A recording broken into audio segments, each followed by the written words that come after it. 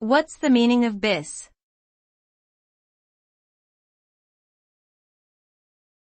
Bis.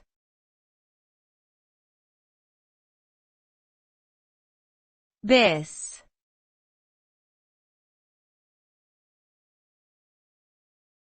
Bis.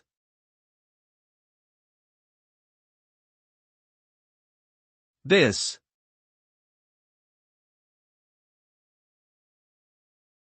The word bis is a Latin word that has been adopted into several languages, including English and French. In English, bis is often used as an abbreviation for twice or to indicate a repeated action.